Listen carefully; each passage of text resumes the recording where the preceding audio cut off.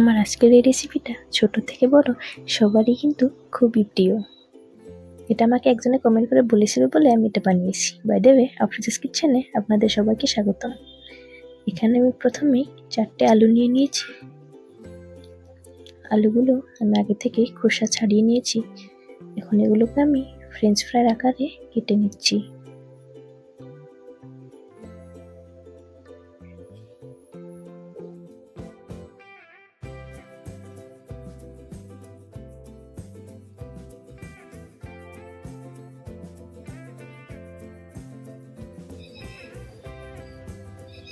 আমার কাটা হয়ে গিয়েছে। এখন আমি এগুলোকে ভালো করে ধুয়ে নিচ্ছি।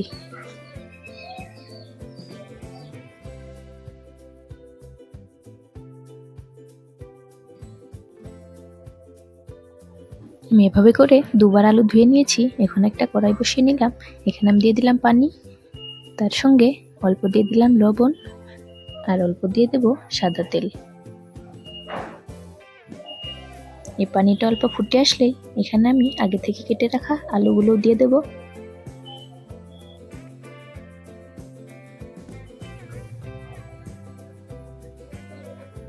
এখানে আলুগুলো দিয়ে দিচ্ছি।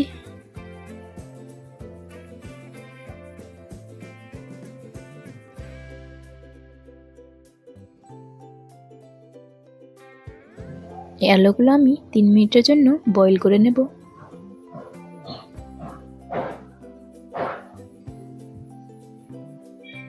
তিন মিনিট হয়ে গিয়েছে। এখন আমি এগুলো নামিয়ে নিচ্ছি।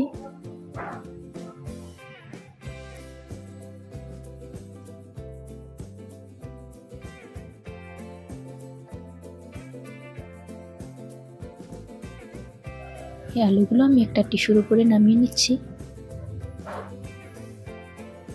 আলুগুলো অল্প ঠান্ডা হয়ে আসলে আমি এগুলোকে ফ্রাই করে নেব। ঠান্ডা হয়ে গেছে, একটা কড়াই বসিয়ে নিলাম। এখানে আমি দিয়ে দেব সাদা তেল।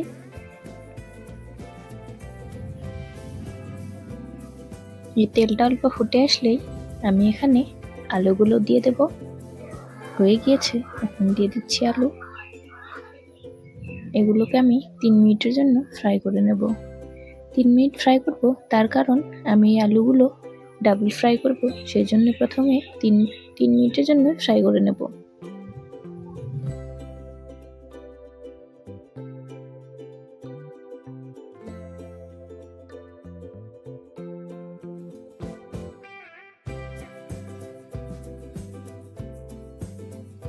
হয়ে গিয়েছে, এখন আমি এগুলোকে নামিয়ে নিচ্ছি।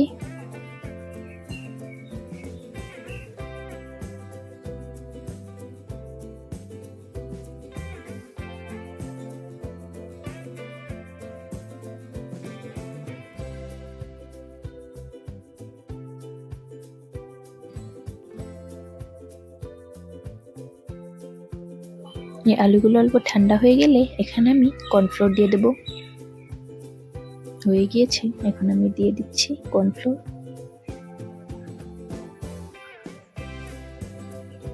এগুলোকে ভালো করে মিশিয়ে নেব।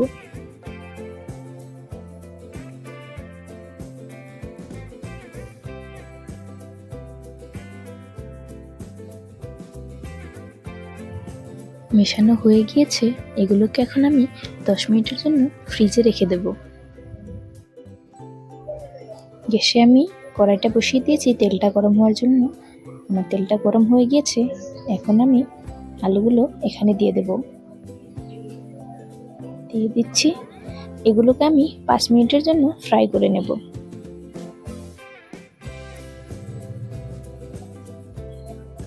5 মিনিট পর ফিরে আসলাম। দেখুন, আমার ফ্রেঞ্চ ফ্রাইগুলো একদম রেডি। এখন আমি এগুলোকে একটা টিস্যুতে নামিয়ে নিচ্ছি।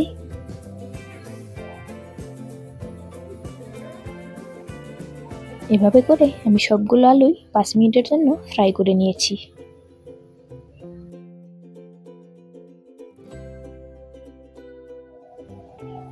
দেখুন, আমার ফ্রেঞ্চ ফ্রাই একদম রেডি। এখন এগুলোর মধ্যে আমি দিয়ে দিলাম অল্প বিট লবণ, তার সঙ্গে অল্প দিয়ে দিলাম এখানে মরিচের গুঁড়া। এগুলোকে অল্প মিশিয়ে নিচ্ছি। এখন আমার ফ্রেঞ্চ ফ্রাইটা খাওয়ার জন্য একদম রেডি।